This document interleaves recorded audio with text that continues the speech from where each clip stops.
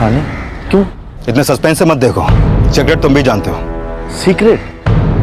ये क्या बोल रहे हैं आप? अब जो भी बोलेंगे थाने चल के बोलेंगे।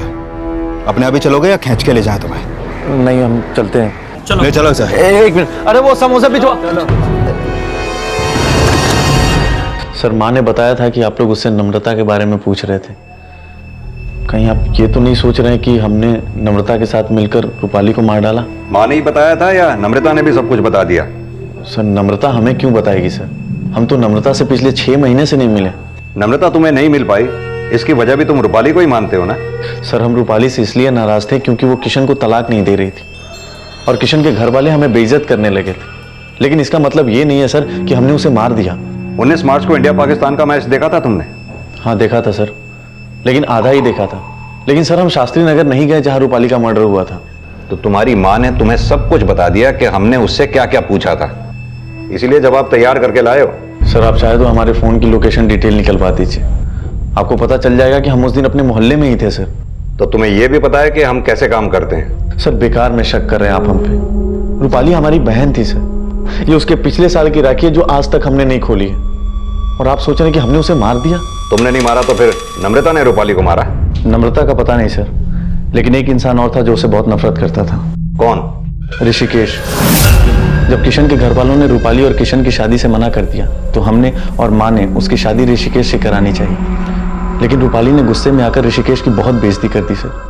हमें जब किशन के अलावा किसी से शादी ही नहीं करनी तो चाहे धन्ना सेठ हो या राजकुमार, हमें नहीं देखना उसे। माँ समझाओ इसे, ऋषिकेश जी आकर के नीचे बैठे हुए हैं। तो भेज दो उसे, हम नहीं आएंगे बाहर। अरे धीरे बात कर, सुन लेंगे वो।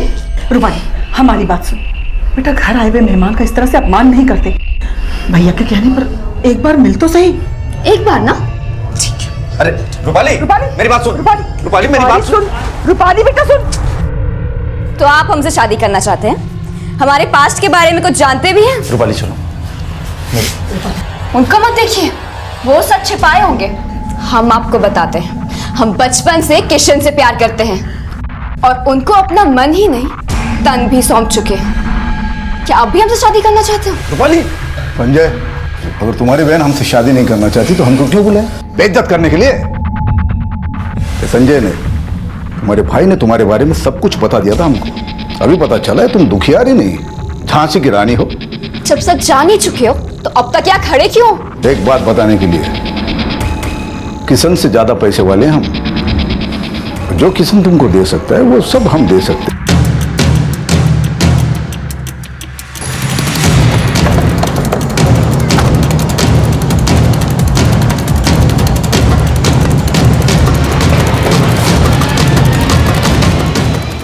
ये ऋषिकेश पांडे जी से मिलना है, उनसे बोलिए इंस्पेक्टर अवस्थी मिलना चाहते हैं।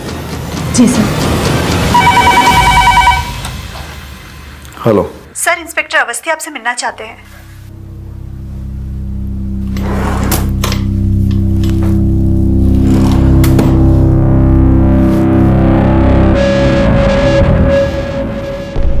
Mister Rishikesh. Yeah welcome sir, please have a seat. Thank you. I guess आप लोग रूपाली मर्डर केस के सिलसिले में हमसे मिलने आए हैं। ये हवा में टिकती है या उड़ जाती है? मतलब? ये आपका पैच। बड़ा अच्छा मजाक कर लेते आप। हम यहाँ मजाक करने नहीं आए। हम भी यहाँ मजाक करने नहीं, धंधा करने बैठे हैं। विजिटर के लिए हमारे पास कोई टाइम नहीं, लेकिन आप लोग आए थे इसके लिए टाइम दे दिया ताकि आपको गलत फहमी ना हो हमारे बारे में। एक बात आपको क्लियर कर देते हैं, ये रूपाली ने हमारे साथ जो किया वो 3 साल पहले की बात है। हम इतने सरफिरे नहीं कि 3 साल बाद उस बात का बदला ले। हमने लोगों को 10-10, 20-20 साल तक नफरत पालते हुए देखा है। आप तो धंधा करने वाले हैं, धंधे का भी एक असूल होता है, काम गलत वक्त पे किया जाए तो नुकसान ही होता है। 3 साल तक बदला लेने का इंतजार किया आपने। रूपाली को तब मारा जब उसे मारने का मोटिव रखने वाले कई ऐसे लोग हैं जिन पे आपसे ज्यादा शक जाएगा। अरे शक करना तो आपका फर्ज है, आपकी ड्यूटी है, लेकिन हम अपने बारे में कह देते हैं हमने कुछ नहीं किया। रूपाली को मारने वाले कई सारे हो सकते हैं क्योंकि वो लड़की थी ऐसी। अरे जिस लड़के ने उसके साथ सब कुछ किया और उसको छोड़ दिया, उसी लड़के के साथ शादी की उसने। आखिर क्यों? क्यों? ये रूपाली में हमको प्यार कम, सौदेबाजी ज्यादा दिखाई दी।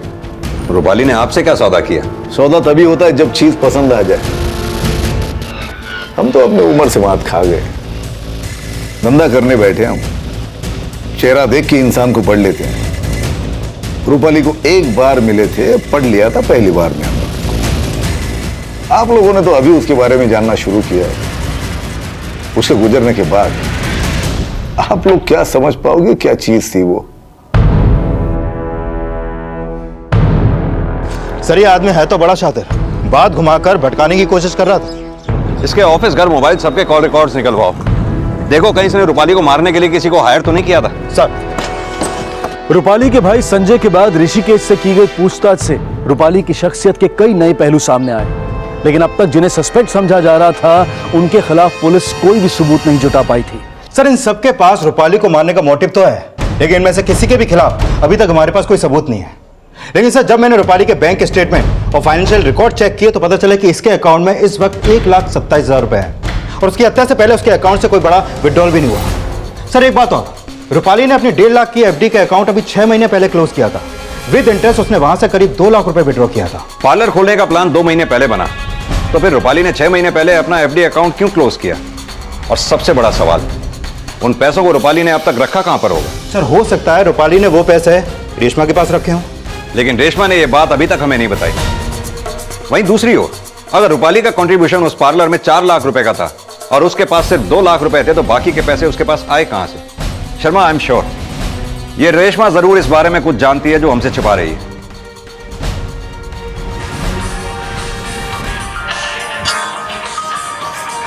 मेरा फोन है ना?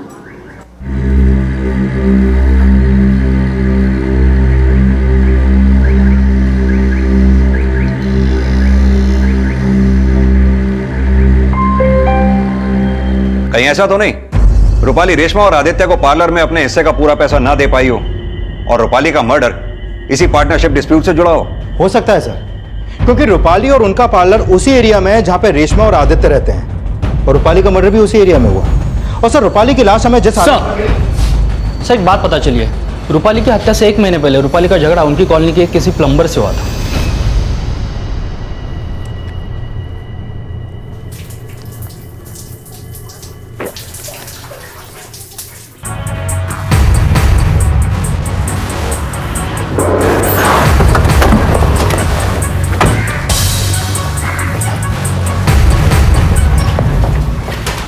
जयेश का घर है ना ये? जी हाँ साहब। पांडे सर्च करो। साहब अब क्या किया हमारे बेटे ने? क्यों, जयेश रोज कोई नया काम करता है क्या? नहीं साहब, ऐसा अंदर कोई नहीं मिला। कहाँ है जयेश? साहब वो काम पर गया हुआ है। कहाँ काम करता है वो?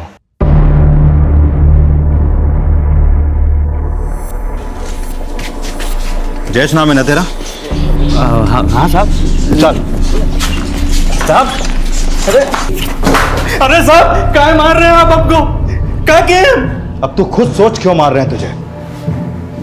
साहब कहीं आप ऐसा तो नहीं सोच रहे कि रूपाली मैडम को हम मार दिए? बिल्कुल सही सोचा। अब बोल क्यों और कैसे मारा रूपाली को तूने? हम नहीं मारे उनको, हम तो उस इलाके में जाने से भी डरते हैं साहब। रूपाली का मर्डर भी उसके इलाके में नहीं, शास्त्री नगर में हुआ था। शास्त्री नगर में हुआ हो या दुर्गा नगर में, मगर हम उनको नहीं मारे हैं साहब। लगता है ऐसे नहीं मानेगा तू।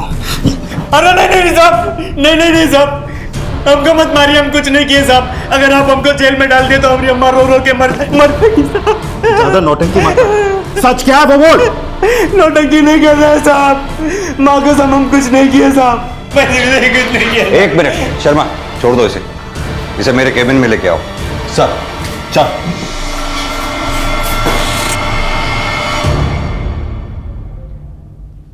आराम से, आराम से।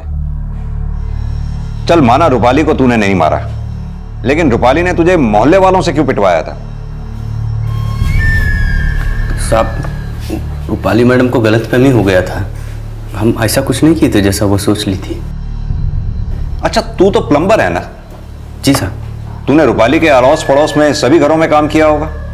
जी साहब। एक बात बता, रूपाली के घर के आस पड़ोस में क्या कोई ऐसा था जिससे रूपाली की ना बनती हो या जो रूपाली को पसंद ना करता हो? साहब इतना तो कुछ नहीं मालूम, लेकिन रूपाली मैडम का दिमाग हमको कुछ गड़बड़ लगता था और थोड़े दिन बाद हमको मोहल्ले वालों से पिटवा दिया।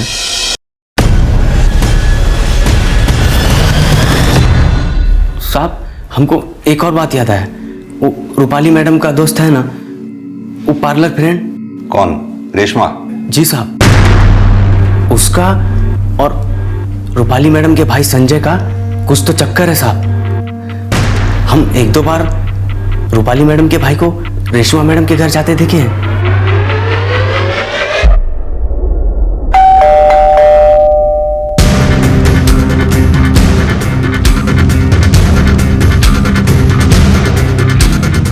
प्लम्बर जयेश के बयान ने पुलिस को एक नया एंगल दिया, जिसकी पुष्टि के लिए पुलिस ने इसे इन्वेस्टिगेट करना शुरू किया। साथ साथ पुलिस इस थ्योरी पर भी काम कर रही थी कि कहीं रूपाली का मर्डर रूपाली, आदित्य और रेशमा के किसी पार्टनरशिप डिस्प्यूट से तो नहीं जुड़ा था। फिलहाल पुलिस इसका कोई सुराग तो नहीं जुटा पाई थी, लेकिन संजय और रेशमा के अफेयर के संकेत मिल गए। सर, संजय और रेशमा के अफेयर के ही नहीं, बल्कि रेशमा के एक पड़ोसी से पूछताछ में यह भी बात सामने आई है कि उसने एक बार रूपाली और रेशमा को किसी बात पर झगड़ते हुए भी देखा था।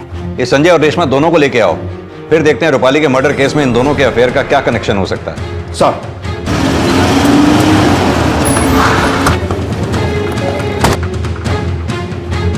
ले चलो सर, चलो।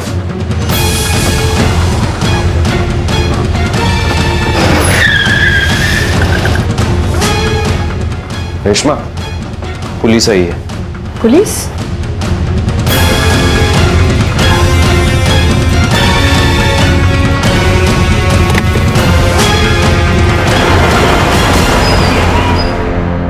सर, नम्रता से ब्रेकअप के बाद हम और रेशमा नजदीक आ गए थे, लेकिन सर हमारे रिलेशन का रूपाली के मर्डर से कोई लेना देना नहीं है सर। रूपाली को तुम दोनों के रिश्ते के बारे में पता था? बोलोगे या बुलवाएं? हाँ सर, पता चल गया था उसे, इसलिए वो हमसे नाराज हो गई थी। रेशमा, शर्म आनी चाहिए तुम्हें। अपने पति को भी धोखा दे रही हो और हमारे भैया को भी।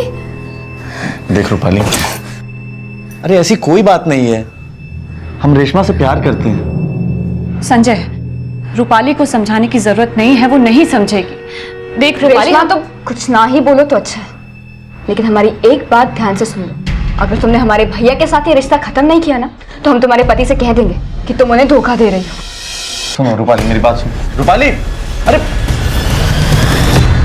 सर, रूपाली ने मना किया था, इसलिए हम दोनों ने एक दूसरे से मिलना बंद कर दिया। तुम दोनों ने मिलना बंद कर दिया या रूपाली को रास्ते से ही हटा दिया? ऐसा कुछ नहीं है सर। झूठ बोलने से कोई फायदा नहीं है। हमें सब पता है कि रूपाली के मर्डर के बाद तुम दोनों एक दूसरे के टच में थे। सर, रूपाली के मरने के बाद हम लोग बहुत दुखी हो गए थे सर, इसलिए आपस में अपना दुख बांट रहे थे। अच्छा सर, अब जैसा सोच रहे हैं वैसा कुछ भी नहीं है। अगर रूपाली को हमसे कुछ प्रॉब्लम होती तो वो हमारे साथ पार्टनरशिप में पार्लर क्यों खोलती? क्या पता तुम उस वक्त रूपाली को बेवकूफ बना रही थी। एक बात बताओ, रूपाली ने तुम्हें पार्लर में इन्वेस्ट करने के लिए अपने हिस्से का पैसा दिया भी था या तुम हमसे कुछ छिपा रही हो? नहीं सर, रूपाली ने खुद हमें 4 लाख रुपए कैश दिए थे। रूपाली के पास इतने पैसे आए कहां से?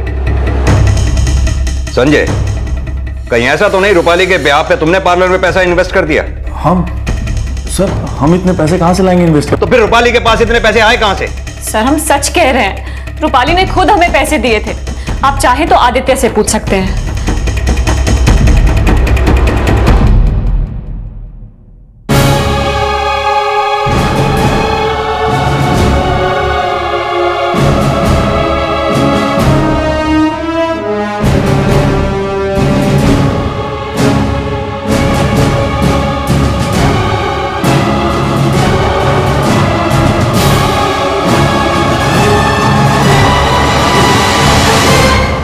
सर, 6 महीने पहले एफडी तुड़वाकर भी रूपाली के हाथ में सिर्फ 2 लाख रुपए होंगे। अगर रूपाली ने अपने हिस्से का पूरा 4 लाख रुपए दिया तो अब सवाल यह उठता है कि बिना कोई सोर्स ऑफ इनकम के रूपाली के पास इतने पैसे आए कैसे? तुम्हें याद है शर्मा, ऋषिकेश ने रूपाली के बारे में क्या कहा था? ये रूपाली में हमको प्यार कम, सौदेबाजी ज्यादा दिखाई दी। कहीं ऐसा तो नहीं कि रेशमा ने रूपाली से बिना पैसे लिए उसे अपने सलून में पार्टनर बना लिया और रूपाली से यह शर्त रखी कि वो आदित्य से संजय और रेशमा के रिश्ते के बारे में ना बताए, और आदित्य को दिखाने के लिए वो पैसे संजय ने दिए? लेकिन सर, जिस लड़की के संस्कार ऐसे हों कि अपने ससुराल वालों का जुर्म सहने के बाद भी अपने पति को तलाक ना दे, वो लड़की ऐसा करेगी? शर्मा, तुम भूल रहे हो कि किशन की मां ने रूपाली के सुसाइड अटेम्प्ट को एक नाटक माना था। हो सकता है रूपाली का सुसाइड अटेम्प्ट करना किशन के परिवार वालों को ब्लैकमेल करने की साजिश हो। जयेश ने भी तो बोला था कि उसने रूपाली को खुद को पीट पीट कर चिल्लाते हुए देखा था। एक बार हम उनके घर के बाथरूम में काम कर रहे थे, तभी हम उनके चीखने का आवाज सुने। तो सर आप कहना चाह रहे हैं कि रूपाली के ससुराल वाले रूपाली को टॉर्चर नहीं करते थे, बल्कि रूपाली पूरी दुनिया को ऐसा दिखाने की कोशिश कर रही थी? ऐसा हो सकता है शर्मा। शायद ही आज के जमाने में कोई लड़की ऐसी होगी जो अपने ससुराल वालों का इतना टॉर्चर सहकर तलाक न लेना चाहे। रूपाली को कैसे मारा, क्यों मारा, किसने मारा, यह जानने के लिए हमें रूपाली को अच्छे से समझना होगा, तभी रूपाली के मर्डर की कहानी साफ हो पाएगी। रूपाली की जिंदगी से जुड़े कुछ मुद्दे ये सवाल खड़े कर रहे थे कि अगर रूपाली 3 साल से किशन और उसके माता पिता की हिंसा का शिकार हो रही थी, तो ऐसा कौन सा राज था, ऐसी कौन सी वजह थी कि रूपाली किशन से तलाक नहीं लेना चाहती थी? ये सवाल भी उठ रहे थे कि क्या किशन से शादी करने के लिए रूपाली ने वाकई में आत्महत्या का नाटक किया था? इस शक की पुष्टि करने के लिए पुलिस उस डॉक्टर से मिली जिसने आत्महत्या की कोशिश के बाद रूपाली का ट्रीटमेंट किया था। हाँ सर, उस दिन जब रूपाली ने सुसाइड करने की कोशिश की थी तो मैंने ही उसका ट्रीटमेंट किया था। सर मुझे अच्छे से याद है कि उस दिन उसके भाई और उसकी माँ उसे मेरे हॉस्पिटल लेकर आए थे। अच्छा डॉक्टर साहब, एक बात बताइए, रूपाली के घर से आपका हॉस्पिटल करीब 20 से 25 मिनट की दूरी पे है। रूपाली ने ऐसी कितनी नींद की गोलियां खा ली होंगी जिसके बावजूद आपने उसे सेफली बचा लिया? सर इस इंसिडेंट को ऑलमोस्ट 3 साल हो गया। मैं एग्जैक्टली तो कुछ नहीं कह सकता, लेकिन हाँ रूपाली का भाई मुझसे बता रहा था कि रूपाली ने पूरी बॉटल नींद की गोलियां खाई हैं सर। लेकिन जब उसे मेरे पास लाया गया था तो रूपाली की कंडीशन इतनी क्रिटिकल नहीं थी। सर मुझे नहीं लगता 7-8 गोलियों से ज़्यादा खाई होंगी। सर हमने जब रूपाली को देखा, उसके हाथों में नींद की गोलियों की खाली बोतल थी। हमें लगा सर कि उसने सारी गोलियां खा ली हैं। उसकी हालत बहुत क्रिटिकल थी सर। सुजाता जी के फोन करने के बाद तुम कितनी देर में घर आए? 10-15 मिनट में आ गए थे सर। और घर से हॉस्पिटल पहुंचने में कितना टाइम लगा होगा? वही कोई 15-20 मिनट। क्योंकि रूपाली ये बात अच्छी तरह से जानती थी कि उसको आसानी से बचा लिया जाएगा। ऐसी बात नहीं है सर। रूपाली किशन और उसके घर वाले के दिए धोखे से बहुत हर्ट थी। वो कोई नाटक नहीं कर रही थी। रूपाली नाटक कर रही थी या नहीं कर रही थी ये तो रूपाली ही जानती थी। आप लोग ये बताइए कि क्या आप लोग भी इस नाटक में शामिल थे? आप कुछ भी सोच रहे हैं सर। और आप क्यों चुप हैं? साहब हम झूठ नहीं बोल रहे हैं, हमने जो देखा हमने वही बताया है। कई बार आंखों का देखा भी नजरों का धोखा हो जाता है।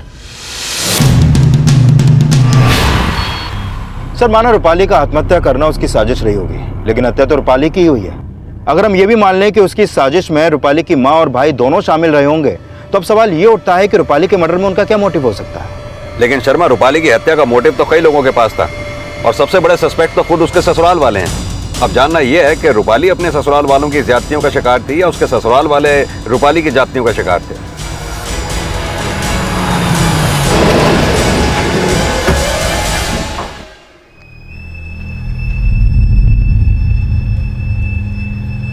क्या हुआ? आप लोग तो एकदम खामोश हो गए। बोलिए। अब क्या कहें साहब, हम जानते हैं कि हम कुछ भी कहेंगे शक आप हम पर ही करने वाले हैं। अगर आप लोगों ने वाकई कुछ नहीं किया तो फिर डर किस बात का है? सर हम डरपोक नहीं हैं, लेकिन रूपाली ने दुनिया के सामने हमारी ऐसी छवि बना दी थी, उससे हमें बहुत बड़ा धक्का लगा था साहब। गलत वो खुद थी, लेकिन दुनिया ये समझती थी कि हम उस पर ज्यादती करते हैं। और आप भी तो कुछ बोलिए किशन। हम क्या बोले सर, लेकिन एक बात फ्रैंकली बताएंगे, पहले हम रूपाली को गलत नहीं समझते थे।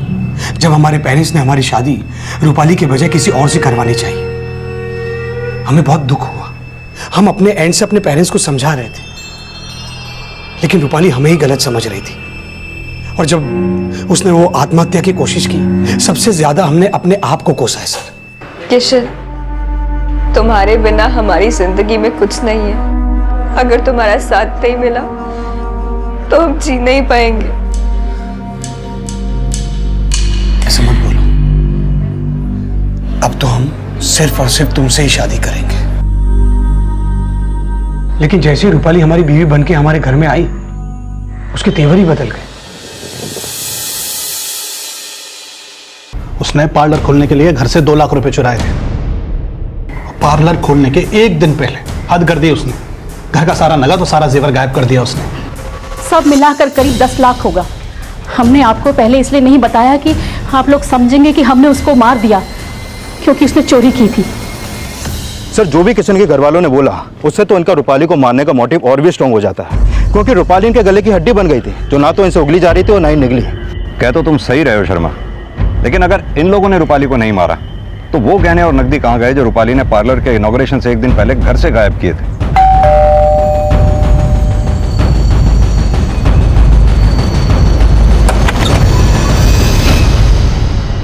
सर, हम पहले भी कह चुके हैं, रूपाली ने हमें कोई पैसे दिए ही नहीं रखने के लिए। सिर्फ पैसे ही नहीं, गहने भी चुराए थे रूपाली ने अपने ससुराल से।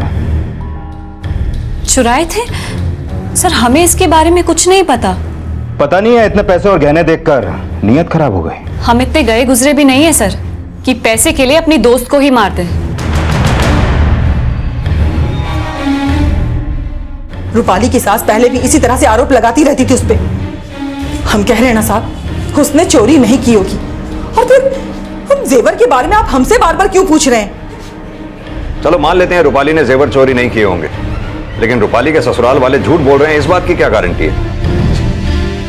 आपकी चुप्पी बता रही है या तो आप रूपाली की असलियत छुपा रही हैं, या फिर अभी तक रूपाली को आप समझ ही नहीं पाई।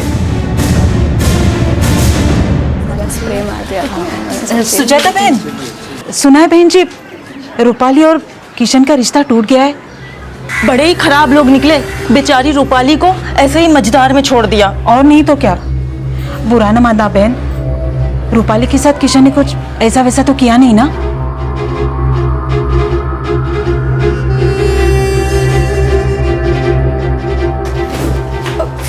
रूपाली, हम छोड़ेंगे नहीं उन लोगों को। जितना सलील उन्होंने हमें किया है ना, उससे ज्यादा सलील करेंगे उनको। हमें लगा था रूपाली जो भी बोल रही है गुस्से में बोल रही है। हमें जरा भी अंदाजा नहीं था कि वो सच में उन लोगों के साथ वैसा ही कर देगी। रूपाली की मां का बयान इस शक को पुख्ता कर रहा था कि रूपाली किशन और उसके माता पिता से बदला लेने का मन बना चुकी थी। रूपाली की आत्महत्या को उसका नाटक, किशन से तलाक न लेने को उसके पतिव्रता होने का स्वांग और अपने आप को घरेलू हिंसा की पीड़ित दिखाना उसकी साजिश समझा जाने लगा। इन सारी संभावनाओं के बीच ये सवाल अब भी ज्यों का त्यों बना हुआ था कि आखिर रूपाली की हत्या किसने की, और ये सवाल अब एक ऐसे सवाल को जन्म देने वाला था जो इस केस में 360 डिग्री का घुमाव लाने वाला था। सर, अगर हम रूपाली के ससुराल वालों की बात को सच मान लें कि रूपाली ने अपने ससुराल से गहने और कैश चुराए थे, तो वो गहने और कैश गए कहाँ? क्योंकि रूपाली ने वो गहने ना तो अपने मायके में रखे और ना ही रेशमा को दिए। और सर, रूपाली की हत्या भी लूट के इरादे से नहीं हुई, क्योंकि बॉडी पर उसके गहने और जेवर सब मौजूद थे। शर्मा, ये भी तो हो सकता है कि ये भी रूपाली की कोई साजिश हो। रूपाली की साजिश? सर, आप कहना क्या चाहते हैं? यही कि हमें जो अज्जली लाश मिली उसकी शिनाख्त भी तो रूपाली की मां और भाई ने ही की थी, तो ये भी तो हो सकता है कि वो लाश रूपाली की ना हो। तो सर, आप कहना चाहते हैं कि वो अज्जली लाश रूपाली की नहीं किसी और की थी, और बॉडी पर रूपाली के गहने जेवर रखना एक साजिश थी? सर, अगर ऐसा है तो वो लाश किसकी थी? और रूपाली? शर्मा, या तो रूपाली फरार है या फिर उसने किसी को मार के षड्यंत्र रचा हो और ससुराल से चुराए हुए गहने और जेवर लेकर वो फरार हो गई हो। लेकिन सर, उस लाश का तो अंतिम संस्कार हो चुका है। अगर वो लाश रूपाली की नहीं किसी और की थी, तो वो लाश किसकी थी ये कैसे पता चलेगा? शर्मा, जिस दिन ये कांड हुआ उस दिन के आगे पीछे की सभी मिसिंग कंप्लेंट स्कैन करो, और हाँ, रूपाली की इस फ्रेंड रेशमा पे भी कड़ी नजर रखो। मुझे लगता है रूपाली की इस प्लानिंग में रेशमा का भी हाथ है। और हाँ, ये रूपाली के भाई संजय को भी उठा के लाओ। इस लाश की शिनाख्त इसी ने की थी ना? देखते ही देखते रूपाली को विक्टिम से इस केस का प्राइम सस्पेक्ट समझा जाने लगा। लेकिन अगर रूपाली की हत्या नहीं हुई थी तो वो लाश किसकी थी जिस लाश को रूपाली की लाश समझा गया? और अगर रूपाली जिंदा थी तो वो अब तक कहां थी? एक तरफ पुलिस 19 मार्च की मिसिंग कंप्लेंट्स को स्कैन करके ये पता लगाने की कोशिश कर रही थी कि उस रात अगर रूपाली नहीं तो फिर किसकी हत्या हुई थी, और दूसरी तरफ रूपाली के भाई से ये पता लगाया जा रहा था कि रूपाली अब कहां थी। सर, बता रहा हूं सर, हमको सच में लगा था कि वो रूपाली की बॉडी है। सर, हम कुछ नहीं छुपा रहे हैं सर, और हमको तो ये भी नहीं लगता कि रूपाली ऐसा कुछ कर सकती है। ऐसे नहीं बोलेगा सर। संजय का बयान पुलिस की इस थ्योरी को खारिज कर रहा था कि रूपाली विक्टिम नहीं सस्पेक्ट है, लेकिन रेशमा के अचानक गायब होने की सूचना ने पुलिस थ्योरी को और भी स्ट्रांग बना दिया था। सर, रेशमा का फोन बंद है। सर, हमने उसे फोन नहीं किया था, और कल रात आपके जाने के बाद रेशमा यहाँ से चली गई थी। कुछ बता के नहीं गई? कहाँ जा रही है? सर, जब से हमें रेशमा और संजय का रिलेशन पता चला, हमने उससे बात करना छोड़ दिया था। कल रात जब वो घर नहीं आए तब भी हमने उसे कॉल नहीं किया। कुछ छुपा तो नहीं रहे हमसे? सर आपसे छुपा के हमें क्या मिलेगा? हम तो किसी को मुंह दिखाने के लायक नहीं रहे। रेशमा तो हमें यह दिखाने की कोशिश कर रही थी कि उसे उसके गलती का एहसास हो रहा है, लेकिन सच पूछे तो हम उसे समझ ही नहीं पाए। आदित्य, हमसे गलती हो गई, हम बहुत शर्मिंदा हैं आदित्य, प्लीज हमें माफ कर दो आदित्य, प्लीज। सर अब तक तो हमें यह लग रहा था कि रेशमा संजय के साथ कल रात से होगी, लेकिन संजय तो सुबह हमारी कस्टडी में था। रेशमा संजय से मिलने गई थी या रूपाली के पास गई थी? रूपाली? सर आप ये क्या कह रहे हैं सर? उसका तो मर्डर। रूपाली का मर्डर हुआ या किसी और का, ये तो वक्त बताएगा। लेकिन अगर हमें यह पता लगा कि इन सब में तुम्हारा भी हाथ है तो अच्छा नहीं होगा। देखिए सर, हमें जो कुछ पता था हमने आपको बता दिया, और अब आप क्या बोल रहे हैं हमें कुछ समझ में नहीं आ रहा है। शर्मा, पता करो ये रेशमा का फोन किस लोकेशन पे बंद हुआ। कैसे भी करके इस रेशमा को ट्रेस करने की कोशिश करो, क्योंकि हो सकता है रेशमा के गायब होने का राज ये हो कि उस रात रूपाली नहीं किसी और का मर्डर हुआ हो, और इस मर्डर की साजिश में रूपाली और रेशमा इन दोनों का हाथ हो। सर, रेशमा का गायब होना भले ही रूपाली से जुड़ा नजर आ रहा था, लेकिन जल्द ही एक सूचना ने पुलिस इन्वेस्टिगेशन को और भी ज्यादा जटिल बना दिया।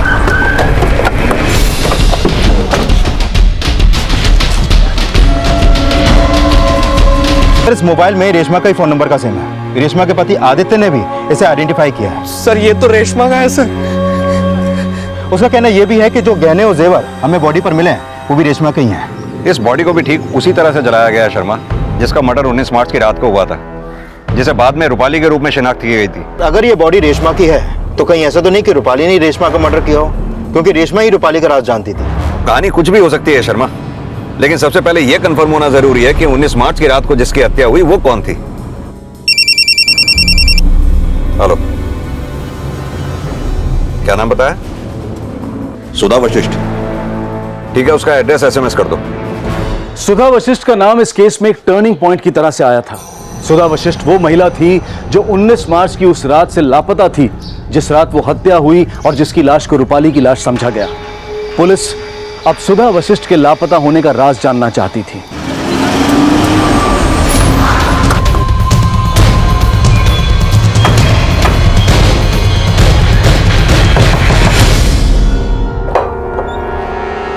दिवाकर। जी सर, पिछले एक हफ्ते से सुधा के लिए परेशान हूं साहब। इतनी छोटी सी बच्ची है, इसको संभालना भी मुश्किल हो रहा है। सुधा,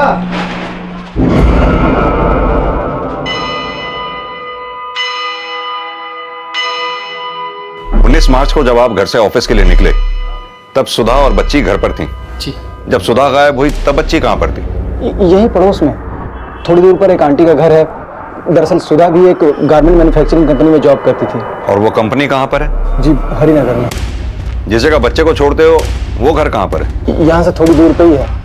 उस दिन सुधा ने बच्ची को वहाँ आंटी के घर पे छोड़ा और फिर हरिनगर गई जहाँ पे वो जॉब करती थी। वहाँ के सुपरवाइजर ने बोला कि सुधा 19 मार्च की शाम को 7 बजे ही चली गई थी।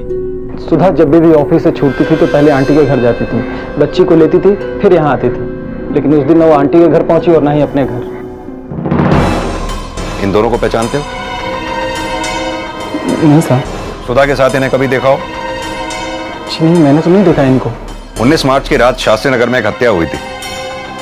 आपकी बीवी हरिनगर में काम करती थी और हरिनगर से शास्त्री नगर कुछ ज्यादा दूरी पे नहीं। ये वो फोटोग्राफ है जो हमें शास्त्री नगर से डेड बॉडी मिली थी। क्या ये सुधा हो सकती है? नहीं साहब, मुझे कुछ समझ में नहीं आ रहा है। आखिर मेरी बीवी को कोई क्यों मारेगा? उसकी तो ना किसी से दुश्मनी है और नहीं कोई लड़ाई झगड़ा। अच्छा, आप हमें उस जगह का पता दीजिए जहाँ सुधा काम करती है, और उस जगह का भी जहाँ आप इस बच्ची को छोड़ा करते हैं। जी साहब। क्या सुधा रूपाली की साजिश का शिकार थी या फिर रूपाली खुद किसी साजिश का शिकार थी? और इन संभावनाओं में यह सवाल उठना भी लाजमी था कि हत्या वाकई सुधा की हुई थी या रूपाली की? गायब सुधा थी या फिर रूपाली? आखिर कौन था अपराधी और कौन था पीड़ित? सर, माना सुधा 19 मार्च को उसी शाम लापता हुई जिस रात शास्त्री नगर में वो मर्डर हुआ और जिसकी लाश को रूपाली समझा गया। लेकिन सर, हो सकता है वो लाश सुधा की हो सकता है। लेकिन सर, अगर रूपाली लापता भी है तो उस केस में हमारे पास अभी कोई लीड नहीं है। शर्मा, लीड तो ढूंढनी पड़ेगी। हरिनगर चलते हैं जहाँ सुधा काम किया करती थी, शायद कुछ हाथ लगे। सर। हाँ बोलो पांडे। सर रेशमा का फोन कल रात 11 बजे शास्त्री नगर में बंद हुआ, जहाँ उसका घर भी है और पार्लर भी। उसकी बॉडी भी हमें शास्त्री नगर में ही मिली थी। क्या उसके कॉल रिकॉर्ड्स में ऐसा कोई नंबर है जो सस्पिशियस हो, जिससे हमें इस केस में कोई लीड मिले? सर ऐसा कोई नंबर तो नहीं मिला, लेकिन उसके फोन से कल रात आखिरी कॉल हुआ रूपाली के भाई संजय को। रेशमा का पति आदित्य बोल रहा था कि रेशमा कल रात घर से निकल गई थी। उसने ये शक भी जताया था कि रेशमा संजय के पास गई थी। ये रेशमा के पति आदित्य और संजय दोनों पे नजर रखो, दोनों की कल रात की एक्टिविटीज पता करो। Okay sir.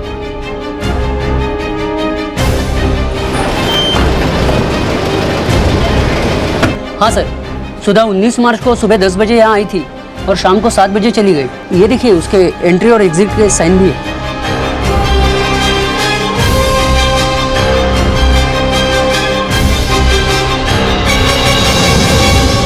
सुधा के पति के बयान के मुताबिक सुधा फैक्ट्री से निकल के सबसे पहले अपने बच्चे को यहां इस घर से लिया करती थी, उसके बाद वो अपने घर जाती थी। जिस दिन सुधा के साथ ये हादसा हुआ उस दिन सुधा फैक्ट्री से निकली तो सही, लेकिन इस घर तक नहीं पहुंची। यानी कि सुधा के साथ वो हादसा इस फैक्ट्री और इस घर के बीच में ही कहीं हुआ। और सर उस दिन 19 मार्च को इंडिया पाकिस्तान का मैच होने की वजह से रास्तों पे चहल पहल कम थी। सर हो सकता है ये सब पूरी प्लानिंग के साथ किया गया हो। शर्मा एक काम करो, पता करो ये फैक्ट्री और घर के बीच में कहां-कहां सीसीटीवी लगे हुए हैं। आई एम श्योर किसी न किसी सीसीटीवी में तो फुटेज जरूर कैप्चर हुई होगी, जिससे हमें सुधा मिसिंग केस और रूपाली मर्डर केस में लीड मिलेगी। सर जिस रात रेशमा का फोन बंद हुआ उसी रात आदित्य के फोन से उसके दोस्त विनय को फोन किया गया था, और जब मैंने विनय से पूछताछ की तो उसने बताया कि आदित्य ने उससे उसकी कार मांगी थी, जो उसने अगली सुबह लौटाई। सर हो सकता है कि सर कई दिनों से आदित्य हर शाम एक बार में जाता है, और जिस रात रेशमा गायब हुई थी उस रात वो उसी बार से नशे में बाहर निकला था।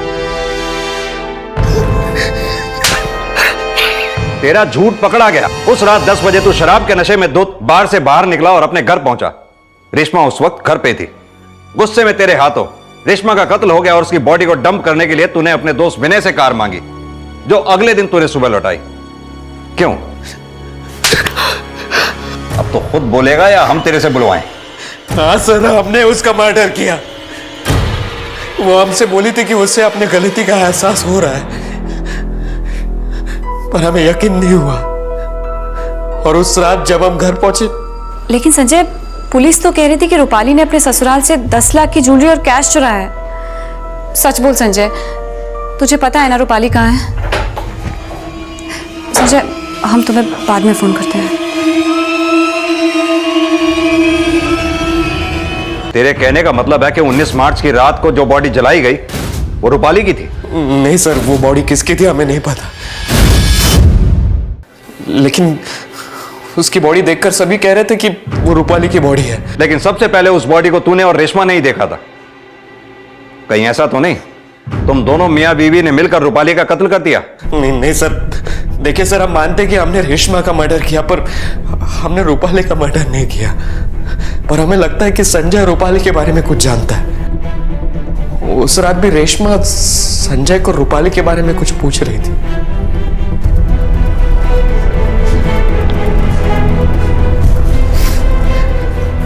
सर, रेशमा को ऐसा लगता है कि हमें पता है कि रूपाली का है, लेकिन हमें नहीं पता सर कि रूपाली का है। हमें तो यह भी नहीं पता कि किसका मर्डर हुआ। पांडे सर, इसे तब तक मारते रहो जब तक ये सच ना बोले। नहीं सर, मैं सच बोल रहा हूँ सर। सर मैं सच बोल रहा हूँ। संजय सच बोल रहा था, ये अब भी साफ नहीं था, और ये भी अब तक राज बना हुआ था कि रूपाली अब कहां थी। और तभी पुलिस को सुधा से जुड़ी एक इंफॉर्मेशन मिली। 19 मार्च की शाम सुधा को किडनैप किया गया था, और उस किडनैपिंग की फुटेज एक सीसीटीवी में कैप्चर हुई थी, जो इसमें है।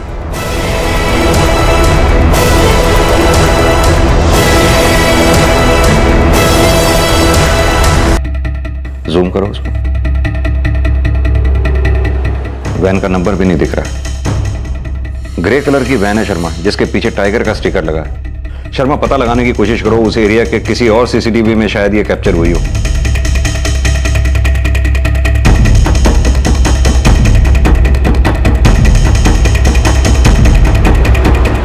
और कुछ ही घंटों में पुलिस ने आखिर उस वैन के नंबर का पता लगा लिया और उस एड्रेस पर पहुंची जिस एड्रेस पर वो वैन रजिस्टर्ड थी।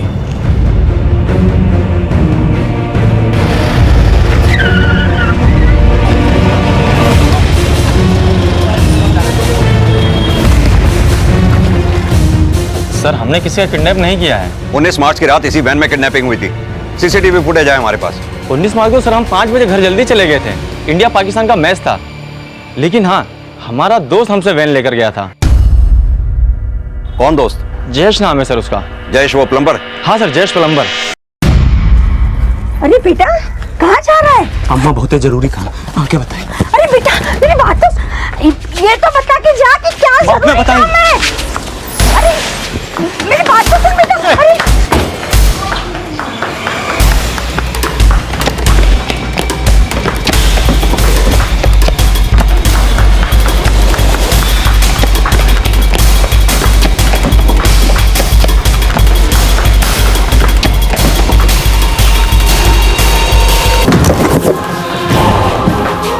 अब बता, बोल क्यों मारा सुधा को? बोल। आपको पैसा दिया था साहब। किसने दिया था पैसा? वो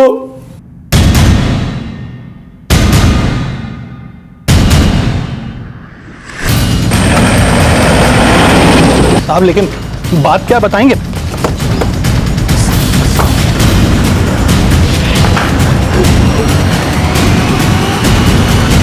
ये लो पकड़ो। बोलो साहब, कैसे और कब कहाँ आपकी बीवी खत्म कर दें?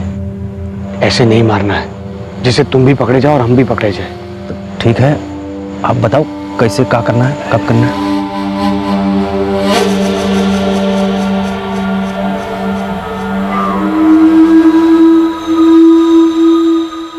वो लोग हमको ऐसा लाश का इंतजाम करने के लिए पैसा दिया जिसका रंग रूप कद काटी सब रूपाली मैडम से मिलता हो। तब हम और ही मिलके खूब छानबीन किया तो एक दिन हमको सुधा दिखी।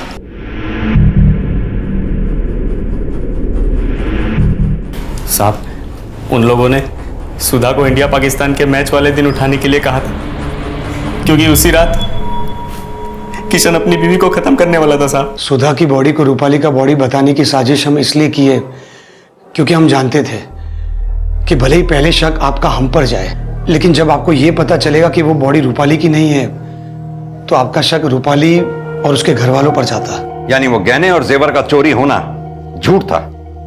हाँ सर, वो हम लोगों ने झूठ बोला था, लेकिन इसका यह मतलब नहीं है सर कि रूपाली चोर नहीं थी। उसने पूरे 2 लाख रुपए घर से चुराए थे अपने पार्लर को खोलने के लिए। और ये भी झूठ नहीं है, उसने हम सब की जिंदगी नरक बना दी थी। सर रूपाली को दुखियारी और पीड़ित समझने की भूल मत करिएगा। वो वैसी ही थी जैसा हम आपको बताएं। उसने हमारा और हमारे परिवार वालों का जीवन नरक बना दिया था। सर हम तंग आ गए थे रूपाली से।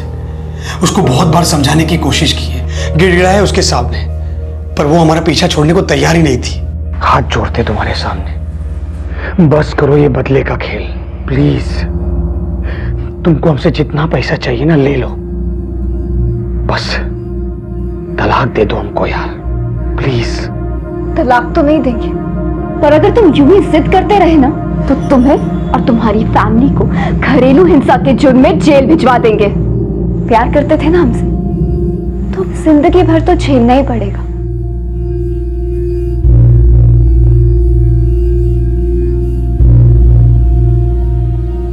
सर बहुत प्रॉब्लम्स क्रिएट कर रही थी वो हमारे लिए और हमारे परिवार वालों के लिए, और इसीलिए उसे मारने के अलावा हमें और कोई सोल्यूशन नहीं सूझा।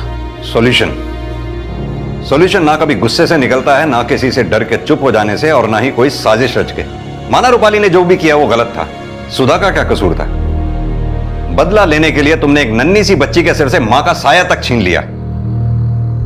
अब करो अपने किए का पश्चाताप सारी जिंदगी।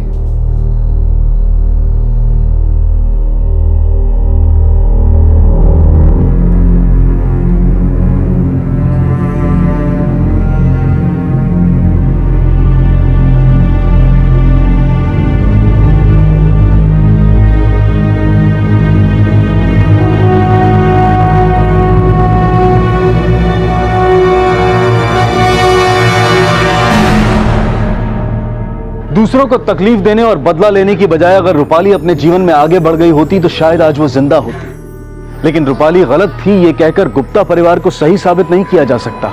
एक जबरदस्ती की शादी, पर उससे बाहर निकलने के लिए गुप्ता परिवार को कानून का सहारा लेना चाहिए था, लेकिन जुर्म के रास्ते पर चलकर वो बहुत बड़ी गलती कर बैठे। जीवन में चाहे कितनी भी परेशानियां क्यों ना आ जाए, लेकिन जुर्म उसका हल कभी नहीं हो सकता। याद रखें, क्राइम नेवर पेज। देखते हैं हमारे आज के एपिसोड की दूसरी कहानी।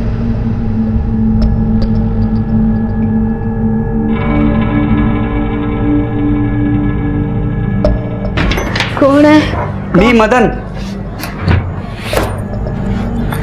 कशी आहेस मावशी? हा, तब्येत बरी आहे ना?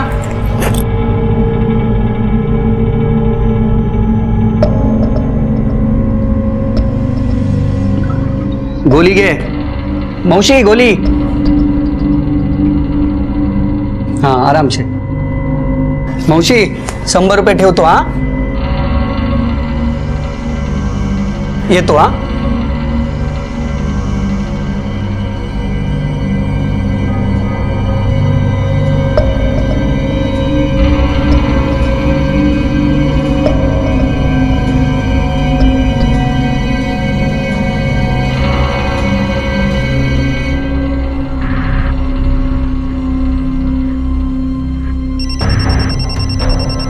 अरे तू फोन लाई है क्या?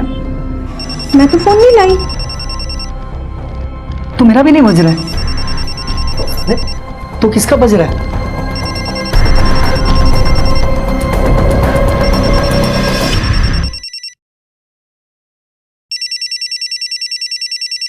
अरे मोबाइल तो इसमें ही है. अरे तू ये क्या कर रहा है? किसी के सामान को ऐसे हाथ नहीं लगाते. छोड़ो. अरे अब उसका नहीं है, मेरा है. मेरे नसीब में लगता है ऊपर वाले ने मोबाइल लाभ लिखा है. तू जा, जाकर जल्दी से ताला तोड़ने वाला लेके. नहीं. अरे तुला सांगितलं ना, तू जा ना लवकर. जा तू जा.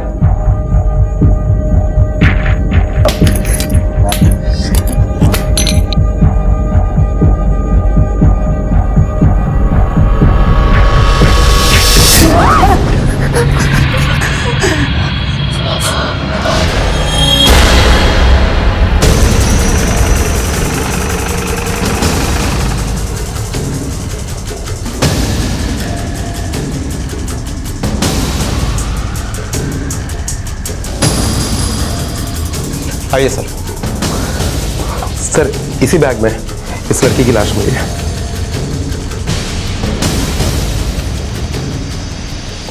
सर चेहरा काफी बुरी तरह से कुचला गया है ताकि बॉडी की पहचान ना हो सके.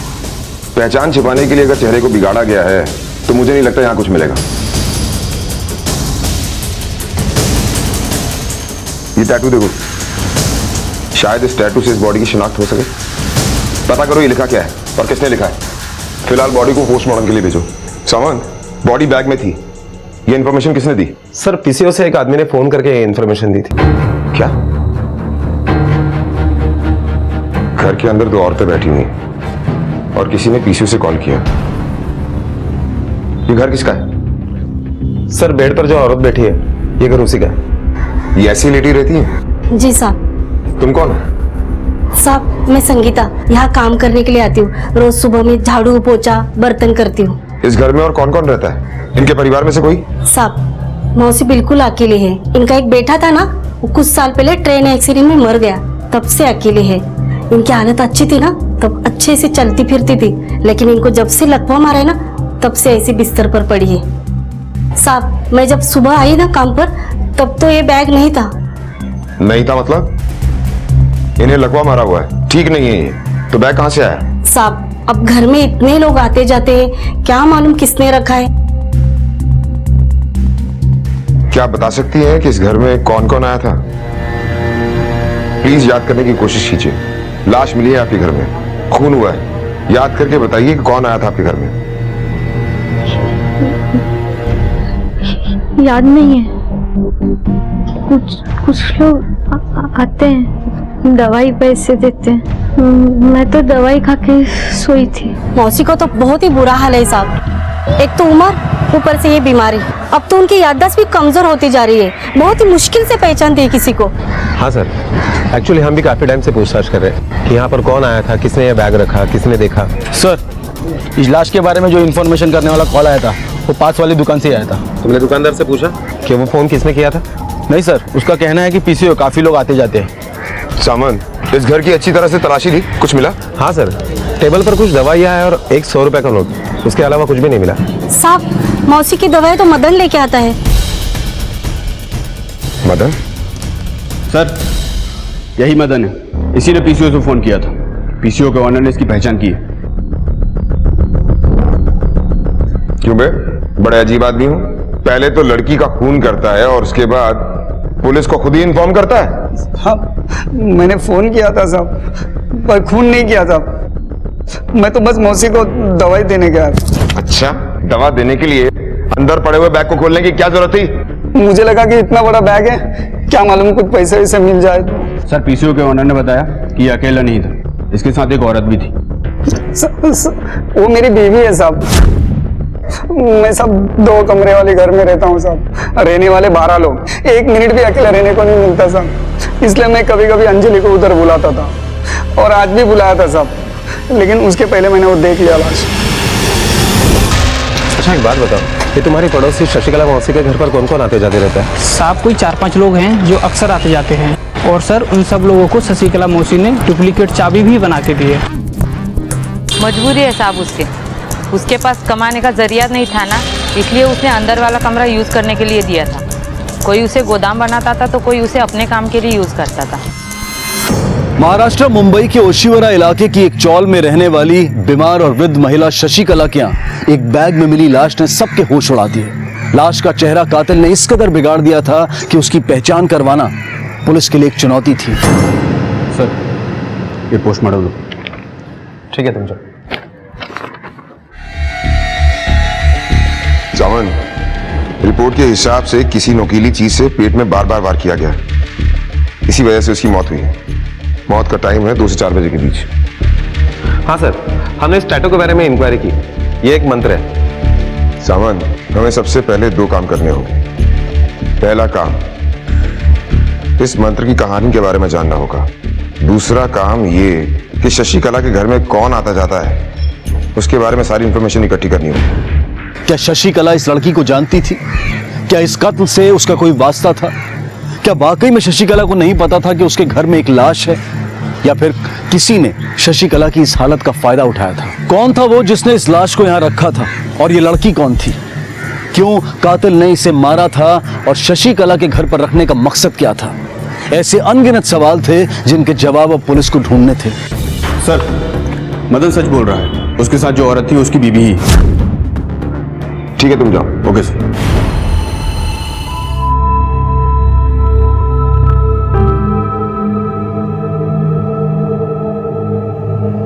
साहब, अच्छा, इनके घर पर कौन कौन आता जाते रहता है, उनका नाम पता है? साहब एक तो मदन आता है जो मौसी की दवाई लाता है, और उसी के बहाने उसके साथ का हमें पता है। तुम बाकी लोगों के बारे में बताओ। साहब एक मंजुल सेठ है, वो अपना माल रखने के लिए इधर आता है। दूसरी तो मैं हूँ साहब जो इधर काम करती हूँ, और तीसरा अपना जो शौकत है वो घर में चूड़ियाँ बनाता है। वो डिलीवरी के पहले का जो एक्स्ट्रा माल होता है ना, वो इधर रखने के लिए आता है। इनके एड्रेस जानती हो? हाँ साहब, मालूम है ना। सर, ये जो लड़की के हाथ पे टैटू है वो माँ आशापुरा का मंत्र है, जो अक्सर नजर से बचने के लिए या मन्नत पूरी होने पर गुंदवाना पड़ता है। ठीक है। Okay sir. सर, पता चला है कि शशिकला के घर पर संगीता, मदन, मंजुल और शौकत, ये लोग आते जाते हैं। सावन, I am very sure in चारों में से कोई एक है जिसने इस खून को अंजाम दिया है। इन चारों की कुंडली निकालो, और दूसरी बात ये कि मुंबई में जितने भी आशापुरा माता जी के मंदिर हैं, सबकी डिटेल्स निकलवाओ, पता करो ये मंत्र गूंजने वाले किस किस मंदिर में बैठते हैं। इस मंदिर में हाथ पर गूंजने वाला कोई बैठता है क्या? इस मंदिर में हाथ पर गोदने वाला कोई नहीं बैठता है साहब।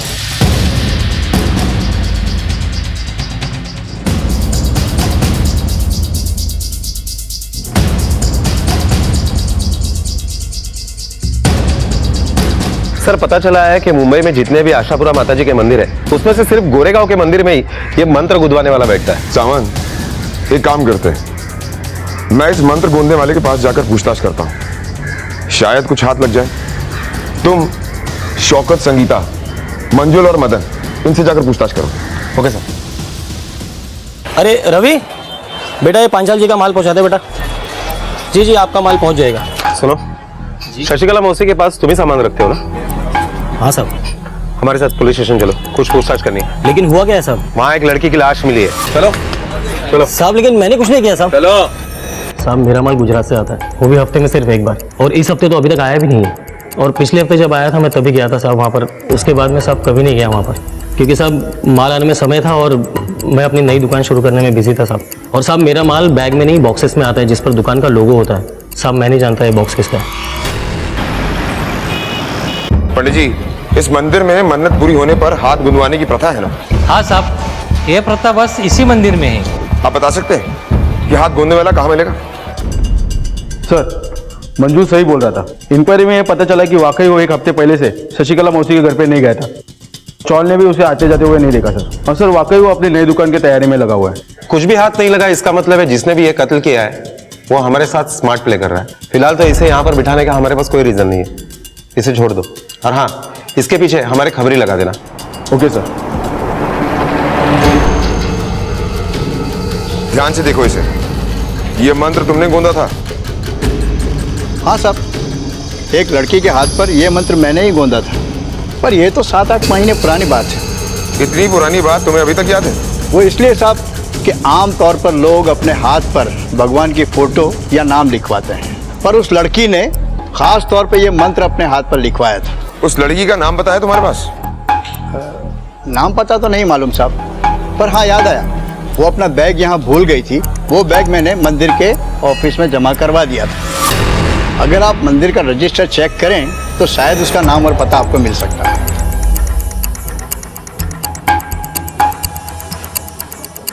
सर ये देखिए, वो लड़की आशापुरा पर्व के दिन आई थी, उसका नाम कोमल है। Komal Patel, Geeta society, MG road, Goregaon west. Shaukat कहाँ है? बुलाओ उसे। साहब, मेरे मियाँ तो 4 दिन से घर ही नहीं आए हैं। कहाँ गया? कुछ बता के नहीं गए साहब, और तो उनका अभी फोन भी नहीं लग रहा है। फोन नंबर दो उसका। बात क्या है साहब? जल्दी पता चल जाएगा, फिलहाल तुम उसका फोन नंबर दो। शौकत के बारे में जैसे तुम्हें कुछ पता चलता है तुरंत हमें बता देना। जी सर। चला। सावंत, मंदिर के रिकॉर्ड से एक लड़की के बारे में पता चला है जिसने ये टैटू बनवाया है।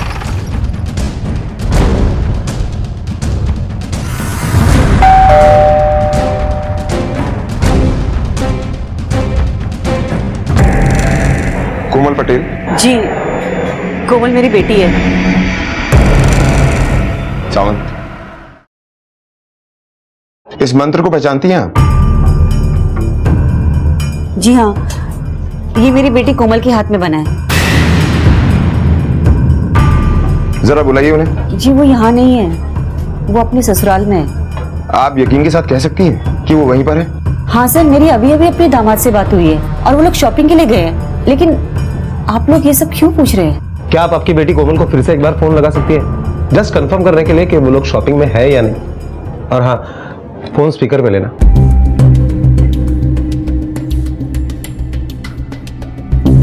आपके द्वारा डायल किया हुआ नंबर अभी बंद है।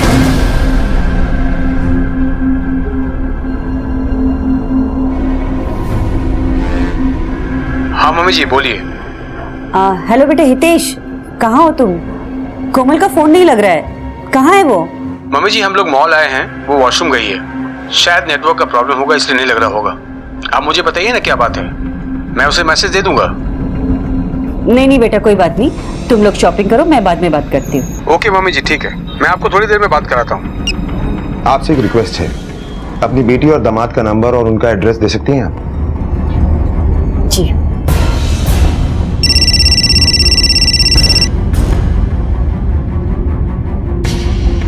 हेलो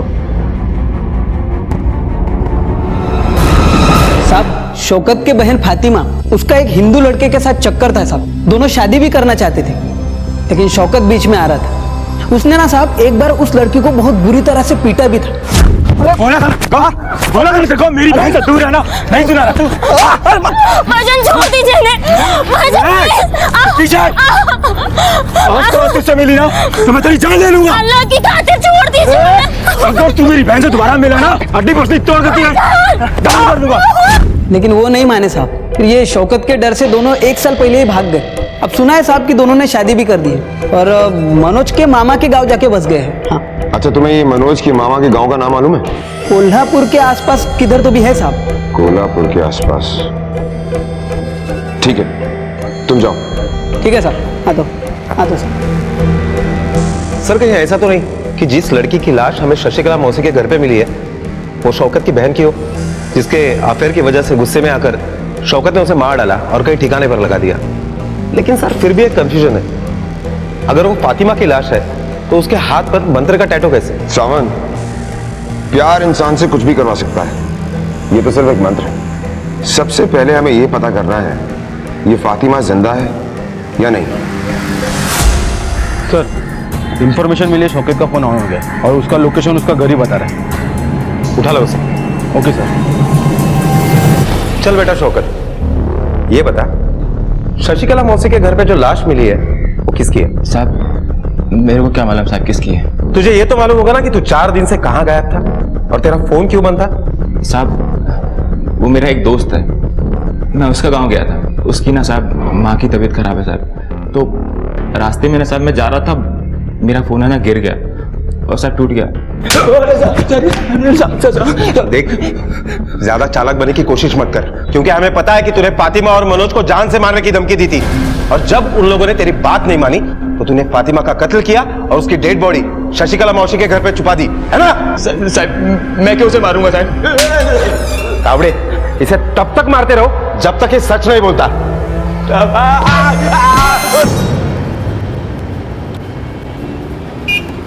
सुनिए, महेश जगताप का घर कौन सा है? हाँ ये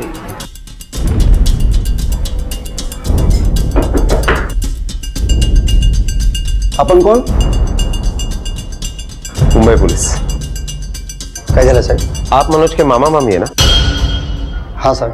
मनोज कहाँ है? उसे जाके तो 4 दिन हो गया साहब। कहाँ गया? अब बोल रहा था कि उसकी आई की तबीयत बरोबर नहीं है, उसे देखने जाने का है। लेकिन वो वहां पर भी नहीं पहुंचा। तावड़े सर, मनोज की माँ ने मनोज का मोबाइल नंबर दिया था ना? हाँ सर। ट्राई करो।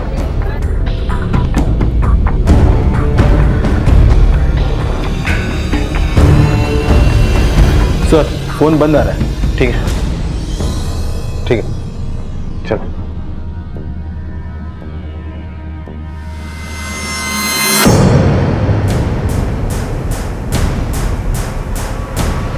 चले गए?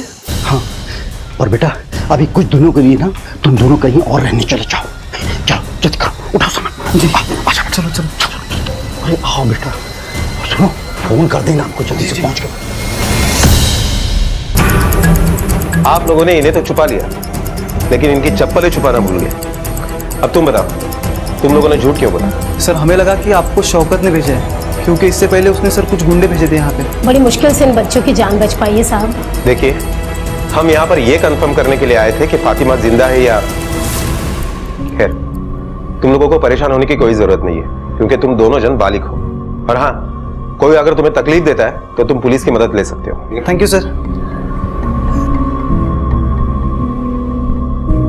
शशिकला के घर में मिली लाश की पहचान करने के लिए पुलिस ने ईड़ी चोटी का जोर लगा दिया। हर संदिग्ध की तफसील से जांच की जा रही थी, पर जिस पर भी शक होता वो निराधार साबित होता। अगर ये सब जो किसी न किसी तरह से उस घर से जुड़े थे निर्दोष थे, तो फिर कातिल कौन था जिसने इस घर को लाश छिपाने के लिए इस्तेमाल किया था, और कौन थी वो लड़की? लेकिन एक बात तो साफ थी कि कातिल को शशिकला के घर और उस घर में आने जाने वाले लोगों की जानकारी थी। फिलहाल हाथ पर मंत्र गोदने वाले के जरिए मिली कोमल पटेल की लीड ही बची थी, लेकिन कोमल की मां और कोमल के पति के मुताबिक कोमल जिंदा थी। इसलिए पुलिस ने अब खुद कोमल से रूबरू होने का फैसला किया।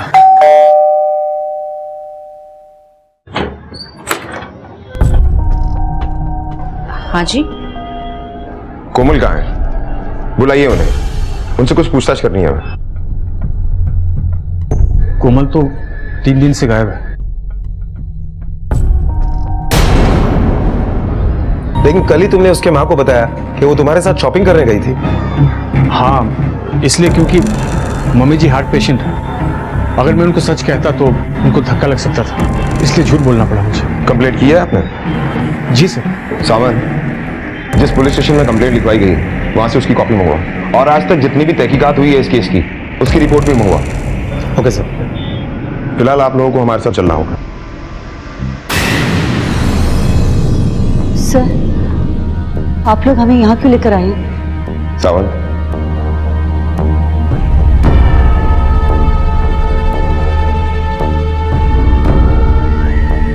इस टैटू को पहचानती हैं आप?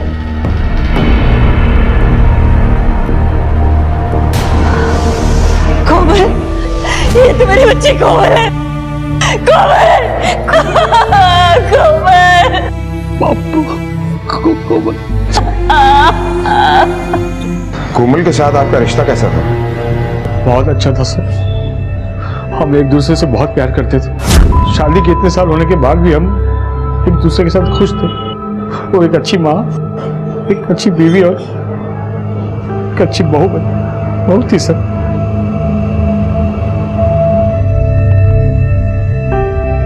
अच्छा ये बताइए कि कोमल के साथ आपका कोई झगड़ा हुआ था क्या? पति पत्नी के बीच में ऐसे छोटे मोटे झगड़े होते रहते हैं सर, लेकिन ऐसा कभी कोई सीरियस वाला नहीं हुआ सर। साहब क्या बताऊं, कोमल के साथ किसी की दुश्मनी हो या झगड़ा, ये तो मैं सोच भी नहीं सकती। वो तो बस सुबह से घर का सारा काम करती थी और फिर दुकान पे जाती थी।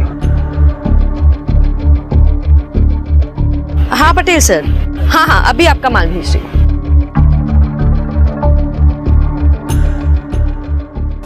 साहब, जिस किसी ने भी मेरी बहू को मारा है ना, उसका कभी भला नहीं होगा। कोमल जैसी अच्छी इंसान और हमारे बुढ़ापे के सहारे को उसने हमसे छीन लिया है। क्यों? आपका बेटा आपका बुढ़ापे का सहारा नहीं? अब क्या बताऊं साहब, हितेश को तो ये फरसान का धंधा बिल्कुल पसंद नहीं था।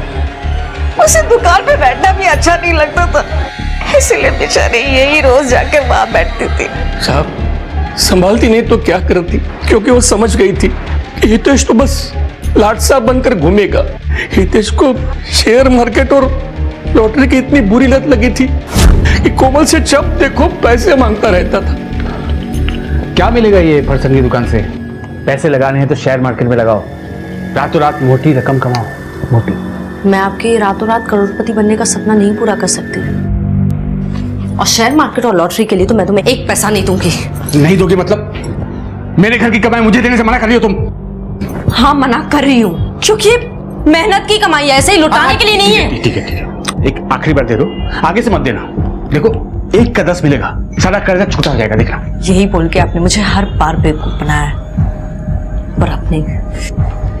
कोमल, पैसे तो मैं लेकर ही जाऊंगा। अरे ये क्या कर रहे हो तुम? अरे ये क्या कर रहे हो तुम? छोड़ो, क्या कर रहे हो तुम? पैसे लेकर ही जाऊंगा। ये आप कैसी बात कर रहे हैं सर? हाँ मैं मानता हूं कि मुझे शेयर मार्केट की लत थी। इसका मतलब ये नहीं कि मैं अपनी बीवी का खून कर सकता हूं।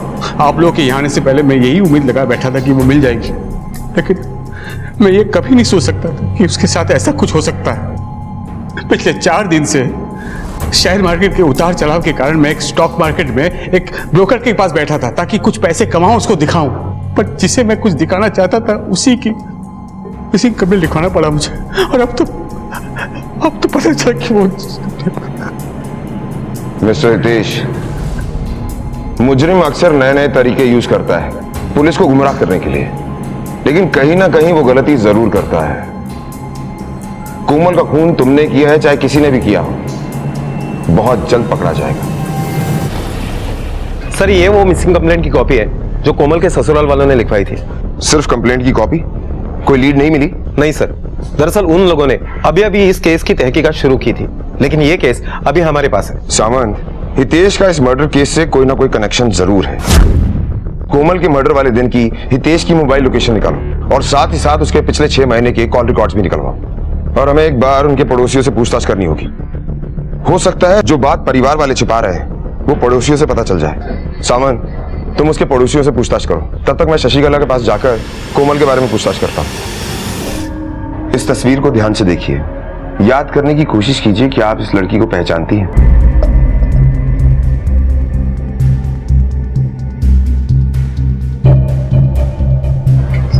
जब से लाश मिली सब लोग मुझे छोड़कर चले गए। संगीता भी नहीं आती, दवा खत्म, खाना खत्म, बस मेरी जिंदगी नहीं खत्म हो रही।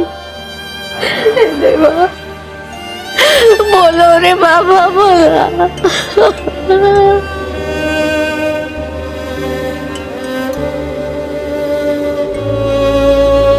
ये आपकी दवा का पर्चा है। मंचूड़े ये लो, इनकी दवा और कुछ खाने पीने की चीजें लेकर आओ। जी सर।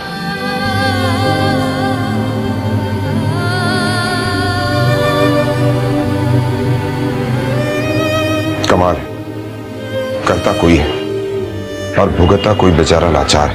सर हितेश और कोमल का झगड़ा कोई पति पत्नी वाला झगड़ा नहीं था, पैसों के लिए रोज झगड़ा होता था। सर मैं भी शेयर मार्केट में काम करता हूँ, सब जानता हूँ हितेश के बारे में। कोमल बेचारी कमाती थी और ये उसका मेहनत का पैसा लॉटरी और शेयर मार्केट में उड़ाता था।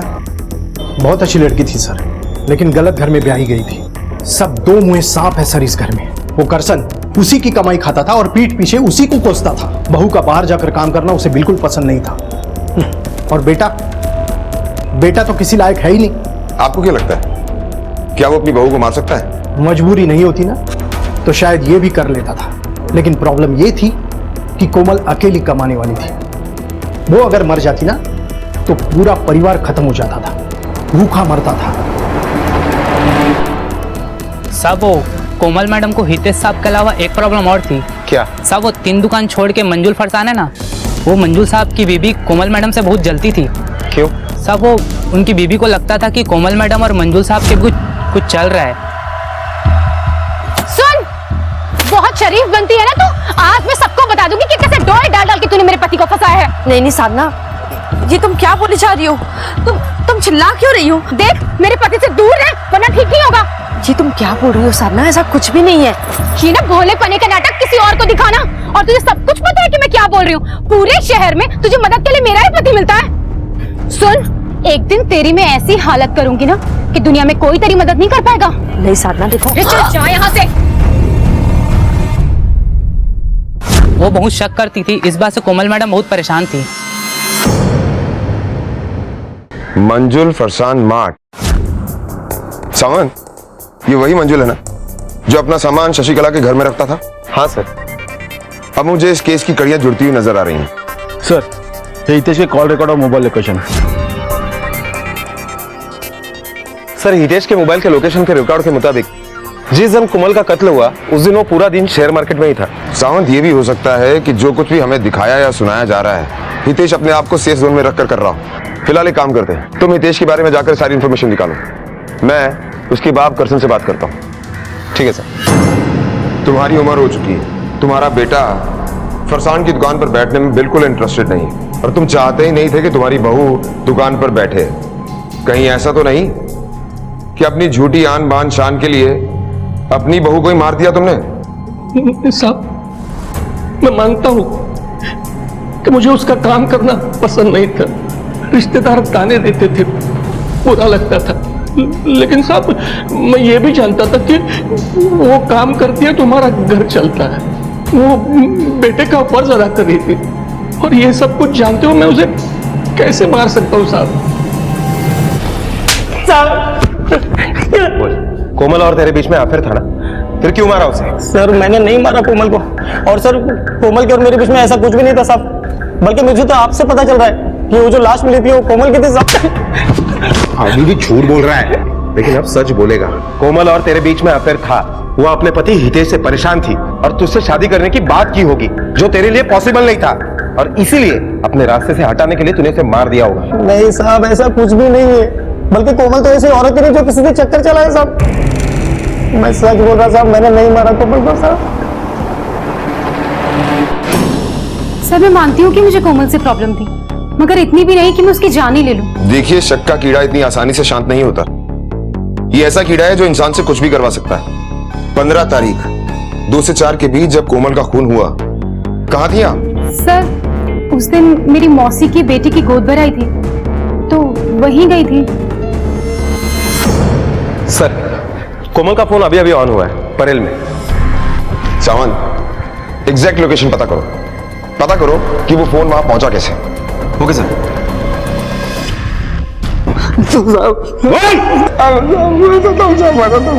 सब वो फोन मैंने ही बेचा था साहब वो दिन वो लाश उस फोन की वजह से मिली थी साहब। मोबाइल तो इसने मुझे लगा कि मरने वाली मर गई, अब वो फोन का क्या करेगी, और मुझे लालच आ गया इसलिए मैं आपको नहीं बताया साहब। अरे सर कोमल के कॉल रिकॉर्ड में घर वालों के अलावा 2 नंबर मिले, जिसमें से एक नंबर किसी सुशांत शाह के नाम पर रजिस्टर्ड है, जो फोन अभी स्विच ऑफ आ रहा है। लेकिन सर कोमल ने इस नंबर पर 5-6 बार बात की है और कोई भी कॉल 5 मिनट से कम नहीं था। और दूसरा नंबर हेतल के नाम पर रजिस्टर्ड है। ये कौन? सर ये हितेश की सगी बहन है। क्या हितेश की बहन भी है? कोमल मर्डर केस में पुलिस को एक के बाद एक लीड मिलती गई, लेकिन वो हर लीड मानो किसी अंधी गली पर जाकर खत्म होती थी।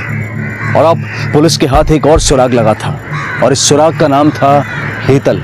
पुलिस के लिए ये लीड चौंका देने वाली थी, क्योंकि हेतल वैष्णव परिवार की इकलौती बेटी थी, और इतनी पूछताछ के बावजूद भी किसी ने हेतल के बारे में कुछ नहीं बताया था। आखिर क्या वजह थी हेतल की पहचान को छुपाने की? क्या हेतल का कोमल के कत्ल से कोई संबंध था? क्या वैष्णव परिवार भी इसमें शामिल था? आपकी एक बेटी भी है, ये बात आपने हमसे क्यों छुपाई? छुपाई नहीं साहब, बस वो बताना भूल गए। दरअसल हमारी बेटी हेतल हॉस्टल में रहती है। बड़े जिम्मेदार बाप हैं आप, परिवार के नाम पर अपनी बेटी के बारे में बताना भूल गए? ऐसी बात नहीं है साहब, उस दौरान वो यहाँ पर नहीं थी, तो हमने सोचा कि उसका नाम क्यों घसीटा जाए। फिलहाल तो आप लोग ये बताइए कि ये सुशांत शाह कौन है? तुम तो जानते ही होगे, तुम्हारी बीवी उससे बात जो करती थी। बिजनेस के लिए उसे काफी लोगों से बात ही करनी पड़ती थी, तो उसमें से शायद कोई होगा। सुशांत, उसने अभी तक मेरी बेटी का पीछा नहीं छोड़ा था। ये कौन है? सर, शादी से पहले वो मेरी बेटी का बॉयफ्रेंड था। दोनों एक दूसरे से शादी करना चाहते थे, लेकिन मुझे वो लड़का बिल्कुल पसंद नहीं था। ना कुछ कमाता था, बस ऐसे ही आवारा घूमता था। इसलिए मैंने अपनी बेटी की शादी हितेश से करवा दी। सावंत, कहीं ये चोट खाए हुए आशिक वाला मामला तो नहीं है? सावंत, एक काम करो, इस सुशांत के नंबर को ट्रेस करो, जैसे ही ऑन हो उठा लो उसे। ओके सर, हमने हेतल के बारे में जब वैष्णव परिवार के पड़ोसियों से पूछताछ की तो ये पता चला है कि कोमल और हेतल के बीच में ना ही भाभी और ननद का अच्छा रिश्ता था, बल्कि वो अच्छी दोस्त भी थी। लेकिन पिछले कुछ दिनों से उन दोनों में अनबन शुरू हो गई, और बात इतनी बढ़ गई कि हेतल ने घर छोड़कर हॉस्टल में रहना शुरू कर दिया। सावंत, आखिर उस अनबन की क्या वजह हो सकती है जिसकी वजह से हेतल ने घर छोड़ दिया? और ये बात हमें हेतल के सिवा और कौन बता सकता है? सर, लेकिन हेतल तो 4 दिन से घर गई हुई है। लेकिन जब हम उसके घर पे गए तो वो वहां नहीं मिली। सर, हो सकता है अपने बॉयफ्रेंड के साथ कहीं गई हो। बॉयफ्रेंड? क्या नाम है उसके बॉयफ्रेंड का? सुशांत। सुशांत?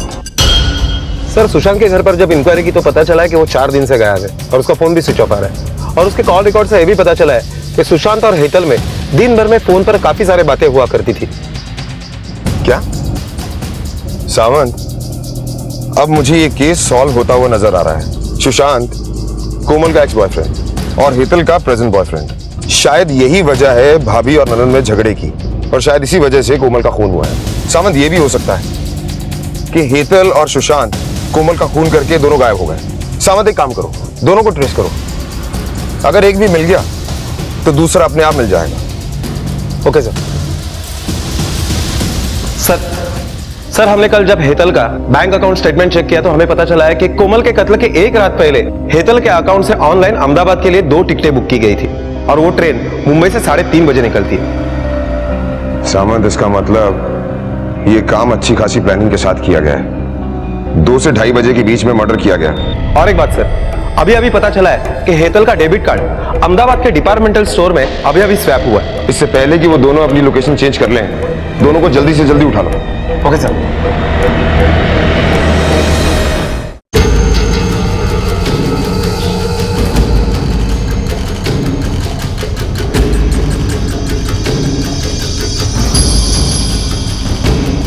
इस लड़की को पहचानते हो? हाँ सर, ये तो हेतल मैडम है, सामने वाले बिल्डिंग में 2nd फ्लोर पे रहती है।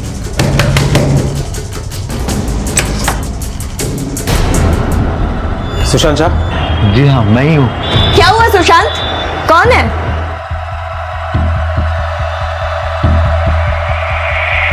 बताओ, क्यों मारा कोमल को? क्या भाभी का खून हो गया? लेकिन कैसे? हे, ये नाटक बंद करो और सच बोलो, क्योंकि तुम्हारे खिलाफ हमारे पास काफी सबूत है। सर लेकिन हम ऐसा करेंगे क्यों? क्योंकि तुम कोमल से बदला लेना चाहते थे। वो तुम्हारी एक्स गर्लफ्रेंड थी, तुम्हें छोड़कर उसने हितेश से शादी कर ली, फिर तुमने इसे फंसा लिया और दोनों ने प्लानिंग करके उसे मार दिया। नहीं सर, ऐसा नहीं है। माना कि कोमल की मां ने हम दोनों को अलग करवाया था और हितेश से शादी करवाई थी। मैं बहुत अपसेट था, लेकिन बाद में मुझे कोमल की मां की बात समझ आ गई थी। सर अभी मैं अच्छा कमा रहा हूँ, कंप्यूटर इंस्टीट्यूट में पढ़ाता हूँ।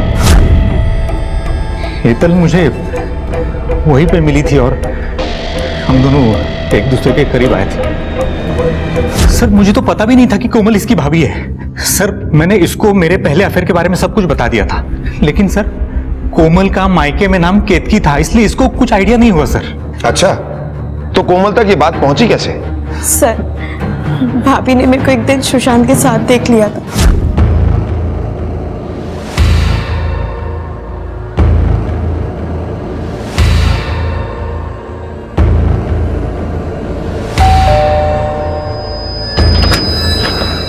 हाय भाभी, एक गिलास पानी दो ना प्लीज। हेतल, तुम्हारे साथ वो लड़का कौन था? वो एक्चुअली भाभी मैं आपको बताने ही वाली थी, वो मेरा बॉयफ्रेंड है। बॉयफ्रेंड? हेतल प्लीज तुम मुझसे दूर रहना। क्यों भाभी? क्योंकि मैं कह रही हूँ इसलिए, मुझे वो लड़का ठीक नहीं लगा। लेकिन भाभी आप ऐसे कैसे बिना मिले उसे जज कर सकती हो कि वो ठीक नहीं है? हेतल तुम आर्ग्यूमेंट करने के बजाय उस पर ध्यान दो जो मैंने कहा है। और उस दिन के बाद भाभी मुझे हमेशा टोकती रहती थी, इससे फोन पर बात तक नहीं करने देती थी। रीजन कभी कुछ नहीं बताती थी, मेरी पॉकेट मनी तक बंद कर दी थी सर। तब सुशांत ने मुझे कहा कि वो भाभी से मिलकर उन्हें समझाना चाहता है, तो मैं इसे लेकर भाभी के पास फरसान की शॉप पर चली गई। तुम दोनों एक दूसरे को पहले से जानते हो? मैंने इसे भी समझाया, तुम्हें भी समझा रही हूँ कि हेतल से दूर रहो। तुम मेरी बात तो सुनो प्लीज, चले जाओ यहाँ से और दोबारा कभी दिखना मत। सुशांत मुझे ये सब समझ ही नहीं आया, क्या हुआ? तुम भाभी को कैसे जानते हो? हेतल तुम्हारी भाभी मेरी एक्स गर्लफ्रेंड है, जिसके बारे में मैंने तुम्हें बताया था। मान भी ले कि तुम्हारी कहानी सच्ची है, लेकिन तुम अच्छी तरह से जानती थी कि कोमल का फैसला आखिरी फैसला है। वो तुम दोनों के रिश्ते को एक्सेप्ट नहीं करेगी, इसलिए तुम दोनों ने प्लान किया और उसे मार दिया। नहीं सर, हमने ऐसा कुछ नहीं किया है, हमने नहीं मारा है सर उसे। अच्छा, नहीं मारा तो फिर अचानक ट्रेन पकड़कर अहमदाबाद भागने की क्या जरूरत थी? सर ये आइडिया हितेश भाई का था। उन्होंने मुझे कहा कि भाभी कभी सुशांत को एक्सेप्ट नहीं करेगी, इसलिए उन्होंने कहा कि तुम दोनों भाग जाओ। मतलब हितेश तुम दोनों के रिश्ते के बारे में जानता था? जी सर। सुशांत शाह कौन है? मुझे सच में कुछ नहीं मालूम।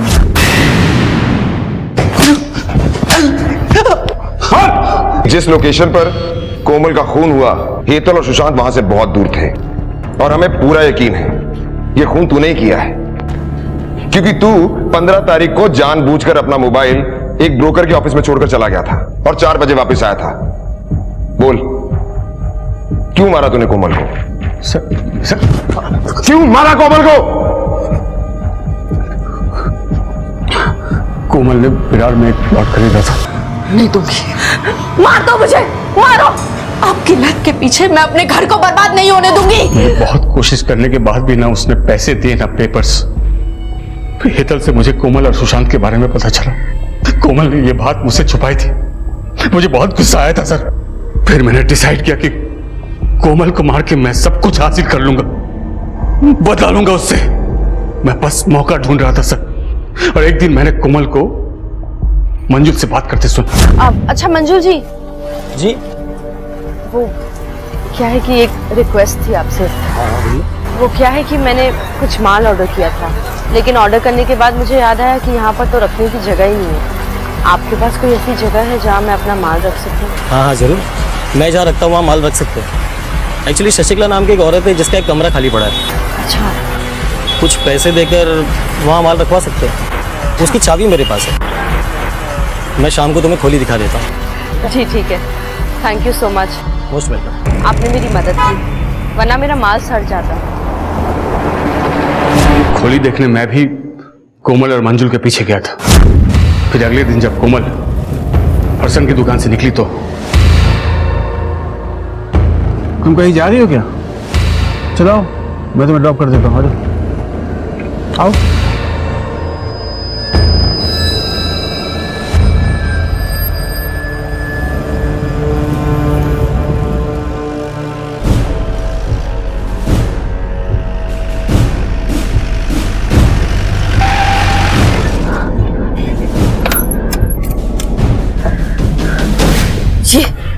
ये कौन सा रास्ता है और तुमने गाड़ी क्यों रोक दी?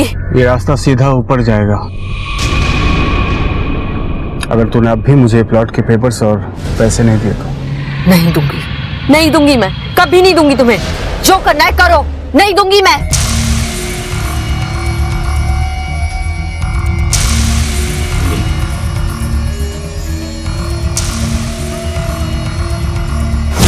कोमल की लाश वाला सूटकेस मैंने वो खोली में रख दिया सर।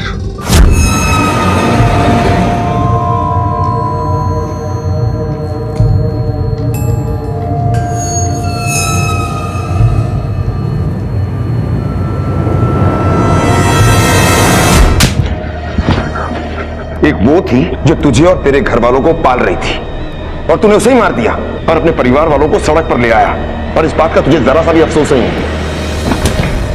जिसने अग्नि को साक्षी मानकर कोमल की रक्षा करने की कसम खाई थी, उसी ने उस हंसती खेलती और जिम्मेदार औरत की जान ले ली। एक माँ से बेटी, बेटी से माँ, और खुद अपने बूढ़े माँ बाप के जीने का सहारा छीन लिया, सिर्फ और सिर्फ अपनी जुए और लॉटरी की आदत की वजह से। पुलिस ने शशिकला के रहने का इंतजाम एक वृद्धाश्रम में कर दिया है, क्योंकि इस हादसे के बाद वो अलग थलग पड़ गई थी, और हितेश को कोमल के कत्ल के लिए आईपीसी की धारा 302 के तहत गिरफ्तार किया गया है। जीवन से उम्मीद रखना गलत नहीं है, लेकिन अगर वो उम्मीद मेहनत करने की बजाय काम चोरी और रातों रात अमीर बनने की सोच पर टिकी हो, तो सफलता का तो पता नहीं, लेकिन गुनहगार बनना तय है। इसी विचार के साथ अब मैं अनूप सोनी आपसे विदा लेता हूं। फिर मुलाकात होगी अगले एपिसोड में एक और चौंका देने वाले केस के साथ। तब तक अपना और अपने परिवार का ख्याल रखें और देखते रहें क्राइम पेट्रोल डायल 100। सबक एक को सीख हम सबको। जय हिंद। इस तरह के और भी एपिसोड देखने के लिए हमारे चैनल को सब्सक्राइब करें और बेल आइकन दबाना ना भूलें।